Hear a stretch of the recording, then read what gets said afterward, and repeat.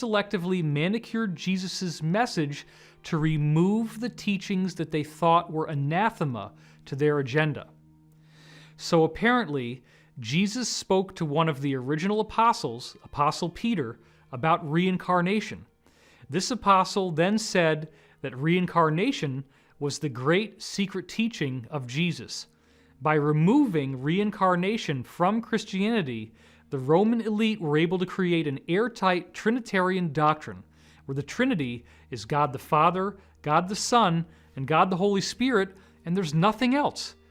The Holy Spirit becomes this sort of mystical thing that is not gendered feminine. You have the Father, which is masculine, the Son, which is masculine, and the Holy Spirit, which does not have a gender.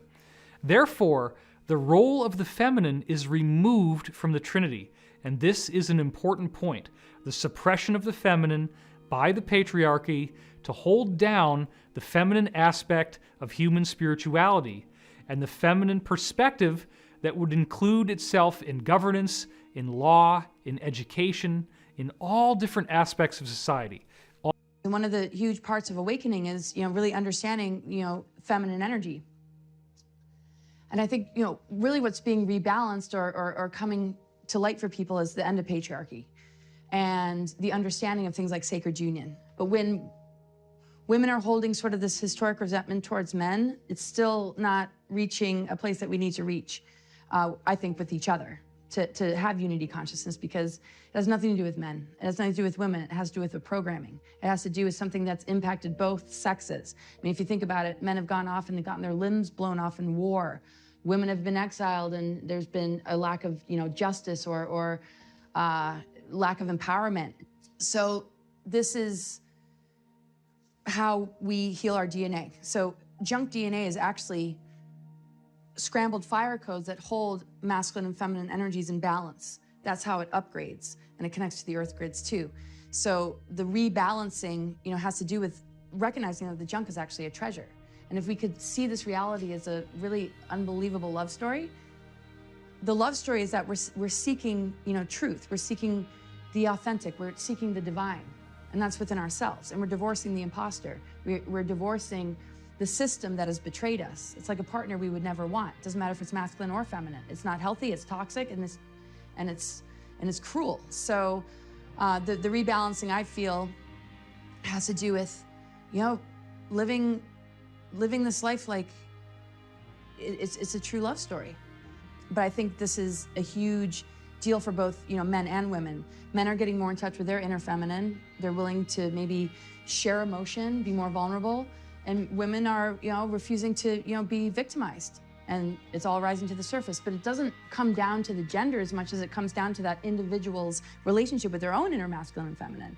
And that's why, it's not about a rebalancing because something that the men did wrong. It has to do with overthrowing a system of control that has impacted and infected everyone. I do believe that Jesus' teachings dealt a fatal blow to the so-called Illuminati agenda of the Roman Empire at that time. The Illuminati actually believe that being nice to people, forgiveness, compassion, that these are weaknesses and the tools of our enslavement. And they believe that by being free of those encumbrances, that they are superior to everyone else. So part of their religion is that they will practice the extremes of both the positive and the negative path, or what they call the right-hand path and the left-hand path. So they will, for example, simultaneously create huge philanthropic endowments, where they give, in some cases, many, many millions, if not billions of dollars to humanitarian causes, while simultaneously performing the most heinous crimes imaginable against humanity. I want to point out that what Jesus was teaching us about ascension has proven to be of far greater significance than is normally given credit for. Most Christians tend to distance themselves from the idea of the so-called rapture. It is important to understand that the book of Revelation was something that happened to John of Patmos as a visionary, psychedelic type dream experience. And, as is the nature of dreams, there is a great deal of metaphor and symbolism within the content. So, for example, the frequent repetition of the number 7, such as the 7 lampstands and so forth in the book of Revelation, actually refers to the 7 chakras of the human body, the 7 energy centers that we have, which correspond to the 7 basic layers of the universe, the dimensions or densities. This is another thing that is described extensively in the Law of One. There are 7 primary planes of existence that correspond with these 7 different grades of evolution that intelligent life must go through, of which we currently are only at the 3rd, which is the yellow center. So you have red, orange, yellow, or 1st, 2nd, and 3rd, green, which is 4th density, light blue, which is 5th density, indigo, which is 6th density, violet, or 7th density, the crown chakra, and then you go back to pure white light, or intelligent infinity, the octave, which is the original identity of the creation that we all emanate from. Now, where I feel that conventional Christianity has missed some very critical data is when we look at the fact that the ascension that Jesus is describing in the New Testament is actually also predicted in almost every other global spiritual tradition preserved in history on Earth. This traces back to 2 of the most prominent historians in the 20th century, Giorgio de Santillana and Hertha von Dechend. They wrote a book called Hamlet's Mill, which was their magnum opus, and in this book, they tied together these legends from 35 different ancient civilizations on Earth, where they all had information regarding this 25,000-year cycle in the Earth. The 25,000-year cycle appears to end with a solar flash, a catastrophic event which also represents a spiritual activation for those on Earth who are ready to appreciate its energetic benefits. So within these secret programs, scientists have become aware of what they're calling a galactic superwave. This wave is traveling through our galaxy and has multiple layers. They describe it as being a giant dust cloud, but with different energetic variables. What they had figured out is they had flown craft out to these locations, and when they did, the energy had a very strange effect on the consciousness of the inhabitants of those craft. People who were positive would bliss out, and people who had more of a negative vibe would become more so. And they described this as an end-time madness that is carried through this wave that travels through each solar system. And when it does, the leading edge acts as sort of a Christ consciousness that forces people to judge themselves and to deal with their own karma and traumas or experience end-time madness. Dr. Paul Laviolette is the first person to have studied the existence of galactic superwaves and basically looking at evidence that through different historical epochs, there have been these great concentrations of cosmic rays impacting the Earth. And Dr. Laviolette had an extraordinary theory for the existence of pulsars. He believed that these were artificially created by advanced extraterrestrial civilizations as warning beacons to newer civilizations such as ours about the existence of these galactic superwaves. And he basically looked at a number of pulsars pointing towards the Earth and the frequencies that they were transmitting at, and saying that this was evidence that these pulsars are transmitting a warning to the Earth to be ready for the next galactic superwave, which, if we're not ready, could actually wipe out our civilization. Now, according to Corey Goode, as the galactic superwaves sweep into our solar system, they could trigger a solar flash event. That would be where the sun's corona would be ejected in a massive super flare. And because the Earth is roughly 25,000 light years from the center of the galaxy, that's how long it would take for a galactic superwave to travel from the center of the galaxy to us at the moment. Now, that 25,000-year cycle is not just some nebulous thing. It actually has a very tangible marker in the wobble in the Earth's axis that takes 25,000 years to complete. And this represents the time that is required for the stars in the night's sky to drift through a complete cycle surrounding the pole star. This acts as a type of clock that tells us when the end of the cycle is going to occur. And these historians found that 35 different cultures around the world were tracking this precession, and they had information about this precession encoded into their religious myths. And it does appear that some singular source worldwide programmed these mythologies and left this material for us to discover. This would appear to be the work of the benevolent, positive extraterrestrials, which the people in the secret space program call the genetic farmer extraterrestrials. These beings knew that we were going to go through this ascension process. So in addition to the secret space program, a program was developed called the Continuity of Species Program.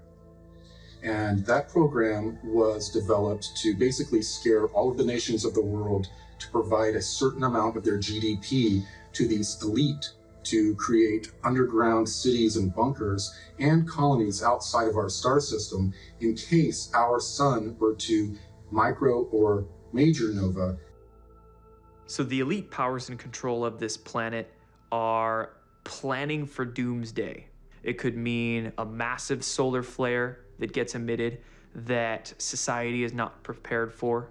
Or it could mean a public that starts waking up, that gets really, really mad. So these elite powers in control, to prepare for a variety of scenarios that could mean their downfall, they've been building a huge subterranean cavern system, basically deep underground military bases, DUMBs. They're kept very, very secret. These free energy sciences and technologies that we've been discussing are most likely kept within many of these deep underground military bases, among many other sort of genetic and other experimentations that they want to do in secret. 20 years ago, I had a Soviet colonel who spoke to me about a deep underground base outside of Moscow that he had been at and he had worked at. And he told me the structure. He said all the levels that were the military levels, the levels that were laboratory and scientists, and he told me that the final level, the most restricted level, was the level that had alien presence on it. Only generals and their aides were allowed on that level. And he said, and even they were not allowed to look directly at these creatures. And that was also the level where they did human experimentation. He said there were bodies, human bodies in there. And he said it's the most extraordinary thing he'd ever seen in his life. Deep underground military bases, a lot of that space is dedicated to continuity of government. And so the national government support these deep underground areas. These elite powers in control, they have access to information of all kinds of data that tells them about coming cataclysms, things that are impending at any moment. And so they reserve these spaces for their purposes. And those national government leaders are thinking that they're going to get to use those spaces for whatever they need. They're in for a really rude awakening when the time comes, because they're going to get kicked out. So the elites are preparing using these underground bases.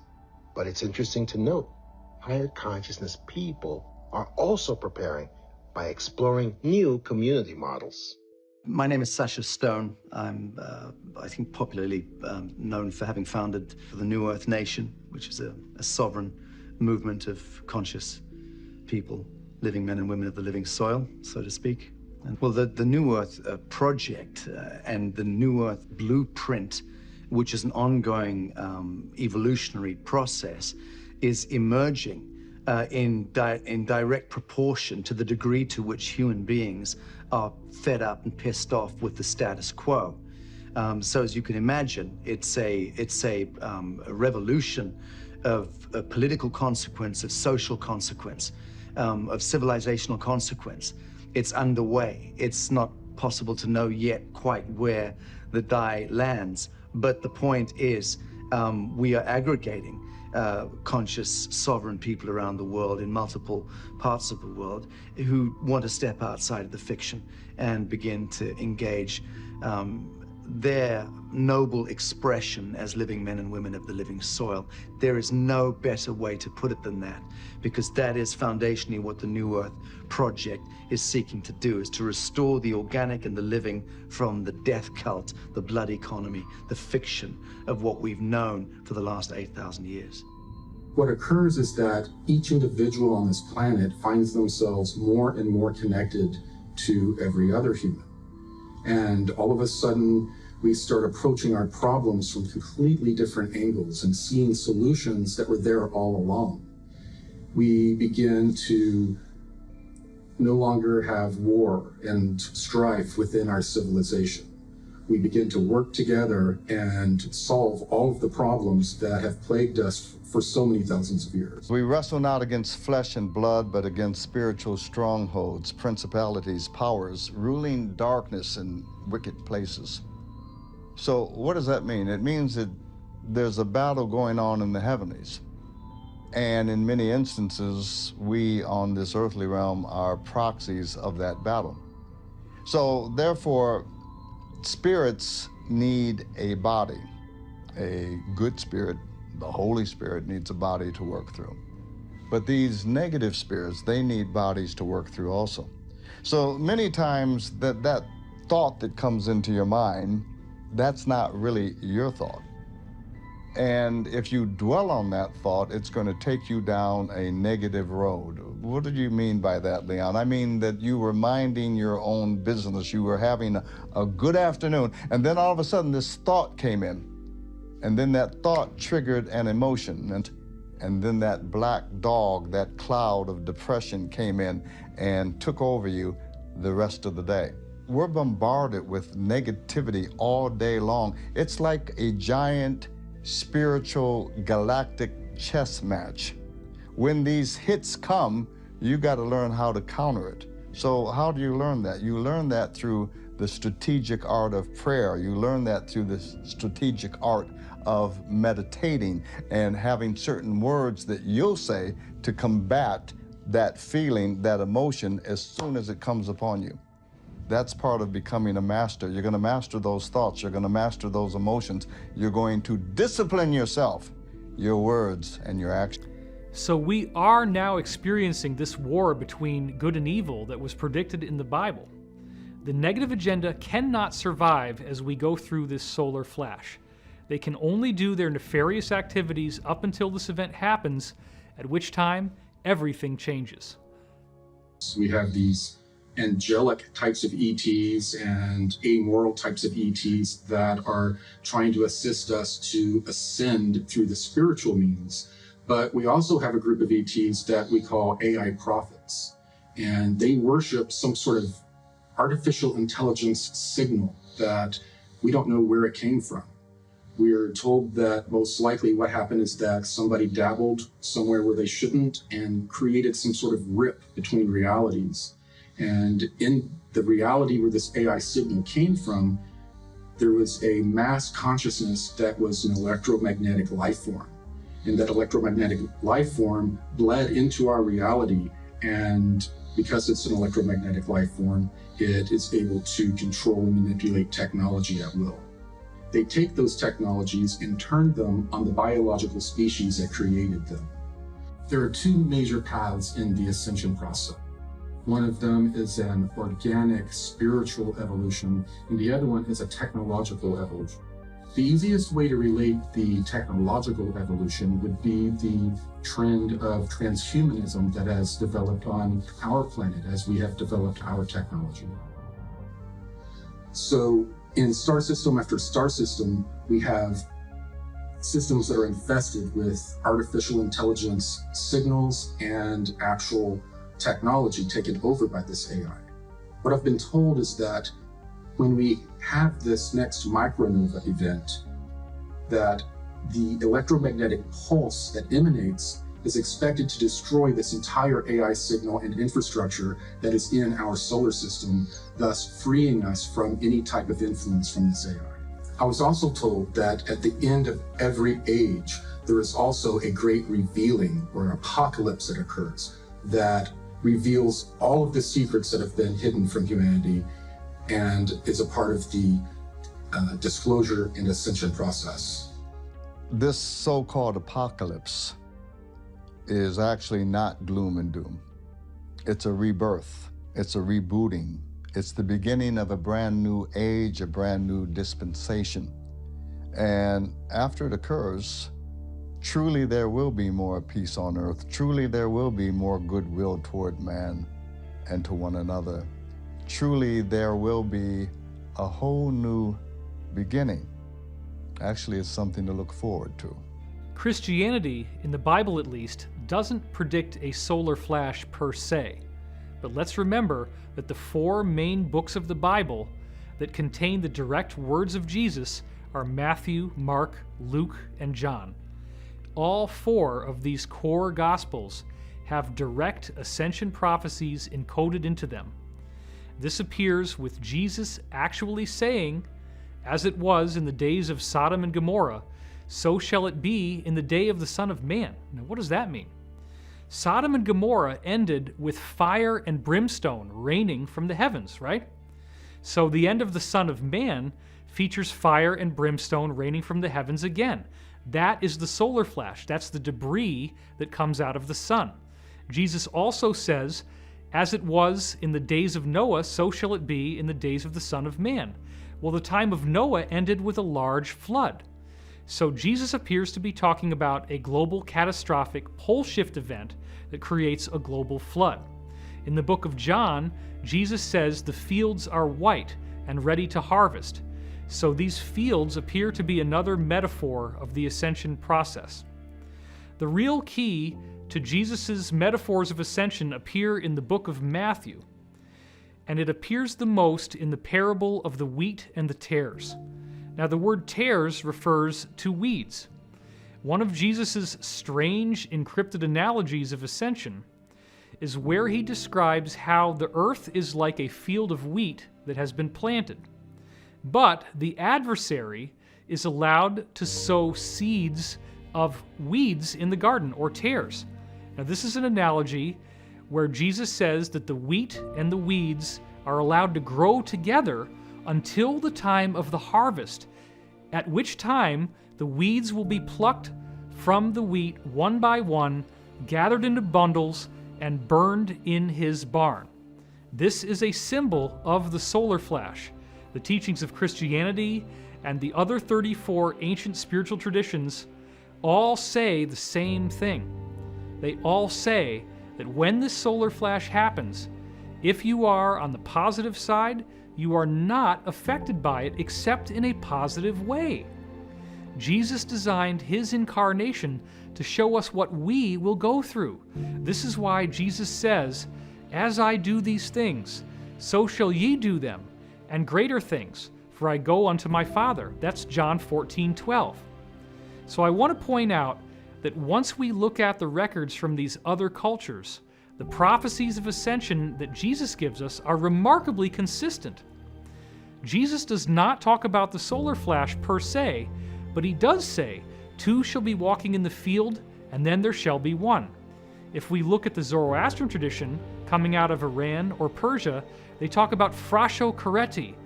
They say that molten metal will come out of the mountains and down into the lowlands. With the Hindu scriptures, they report a very similar phenomenon, except they call it the Samvartaka fire, or Samvarta fire at the end of the age, which they say comes directly out of the sun. They also call it the Yuga fire. They also talk about the fact that it causes rainbow colors in the sky, and we find out that that's because it creates a massive global aurora borealis.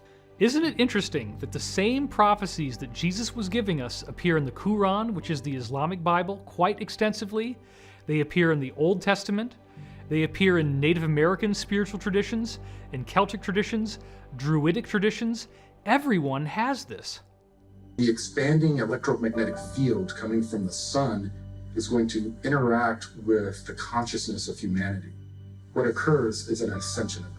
No matter what your belief system is, you don't need any new religions. All you have to do is apply yourself and become the best of what your religion entails.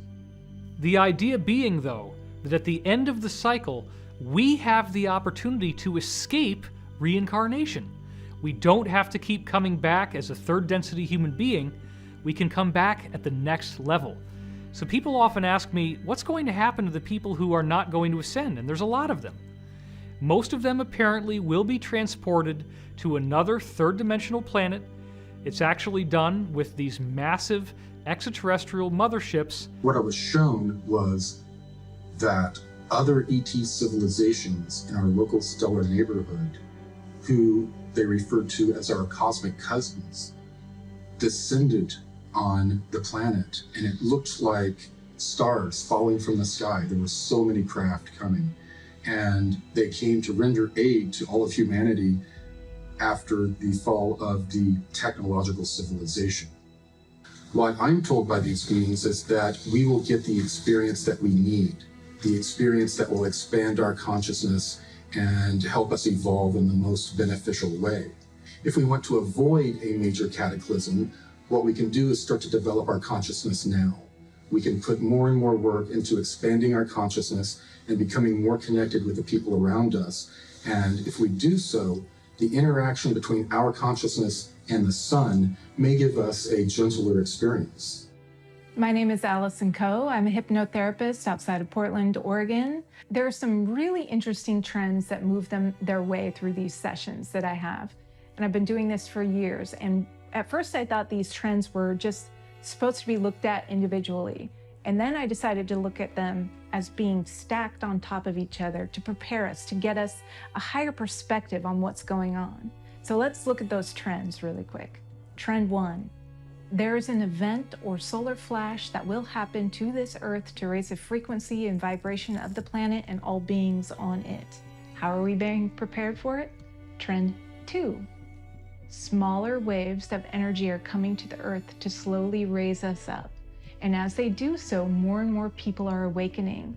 Their belief systems are shattering. Anything that's holding them back is kind of crumbling. Their relationships are changing. They are raising their frequency and vibration to match this event that will happen.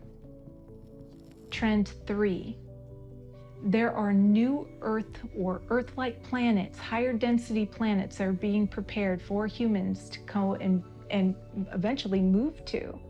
And people are seeing these planets in their dreams or in their meditations or in their hypnosis sessions. Trend 4. There are ships gathering all around the Earth from all over the galaxy or universe or multiverse. There are ships here. People are seeing them. People are connecting to them. Trend 5. There are higher aspects of you that are connecting to you. There are ETs and higher density versions of you that are trying to give you information and speak with you and connect with you to help raise the frequency and vibration of you and the Earth. We might then ask, why are all these sessions happening? Why are all these people all over the world who are disconnected, who aren't connected in any way, shape, or form? Why are they getting all of these messages that have this similar trend to them? Is it some sort of indication that there's this craziness moving through the world? Are they all warped in some way? Or are we all being prepared for something big that's going to happen to this Earth? When we combine all of this information together, what we see is that the extraterrestrial humans who are here now are predominantly benevolent. They would be angelic as we think of them. They are keenly interested in human spiritual evolution. We have a much smaller number of extraterrestrials who are evil or negative. They would correspond with the demons that we see in many different spiritual traditions, and their agenda is to dominate, control, and destroy the planet. It does not appear that we are on a negative timeline. It does appear that we are on an ascension timeline.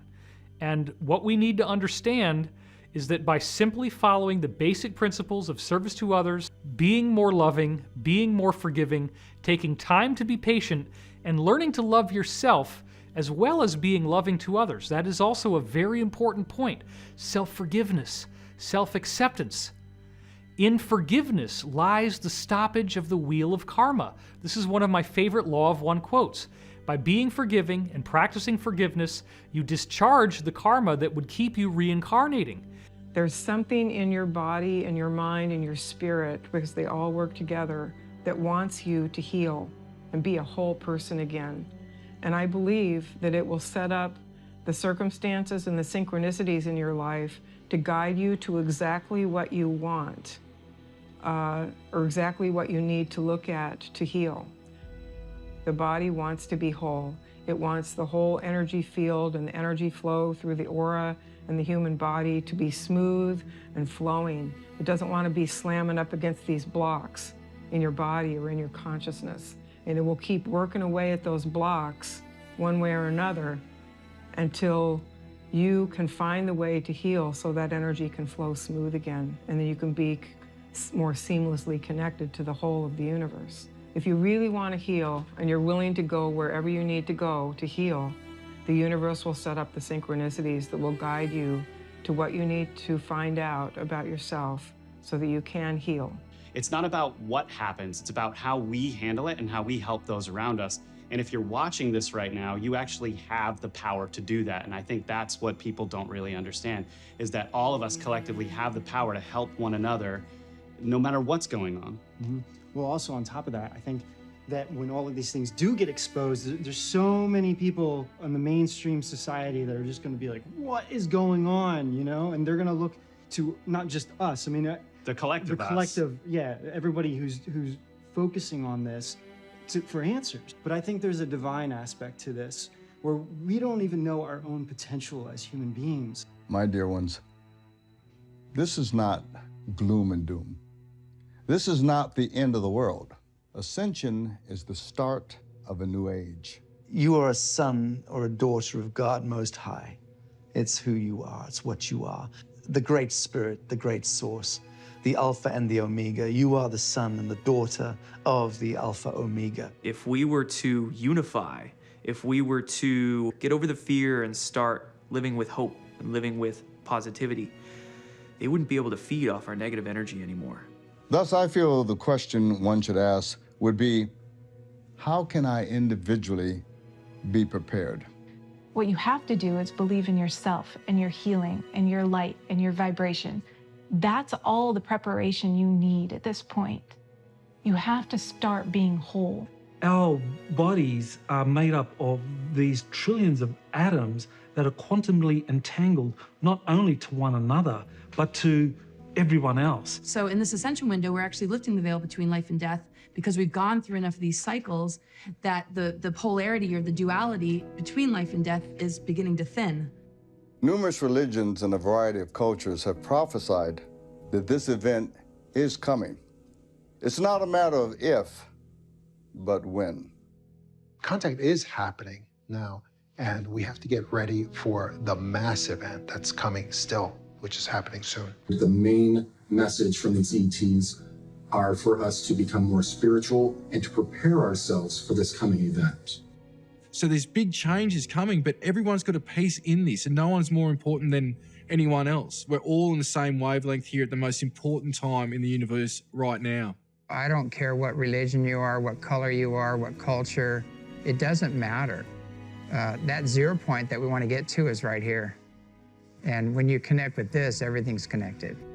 We need to reconnect with what's ethical.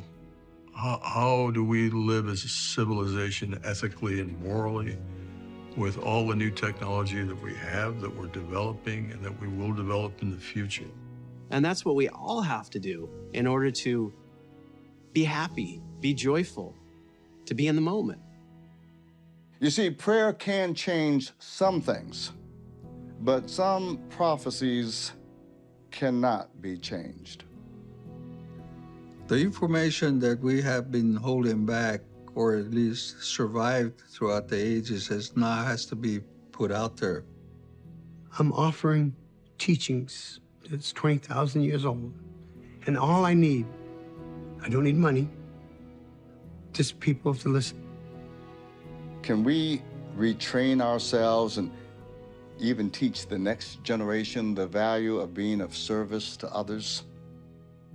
To honor Mother Earth, to honor our animals, to honor one another, to respect the sovereign dignity of each individual?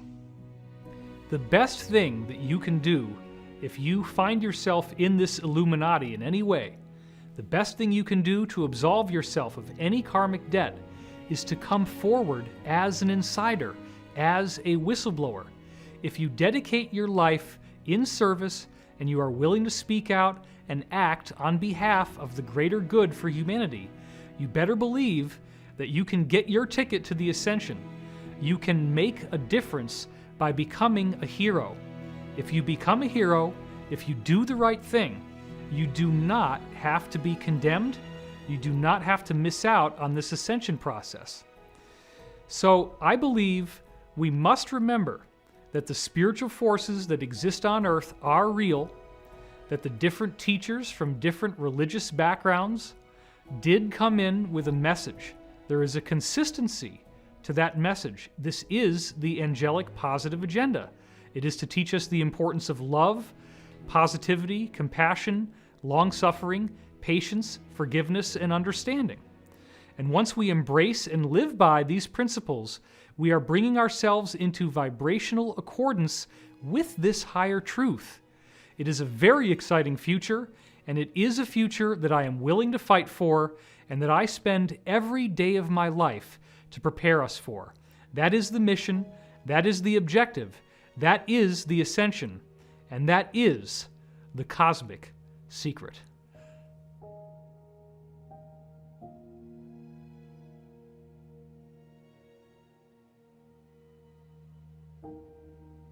You are the conduit between the spiritual realms and the physical realms.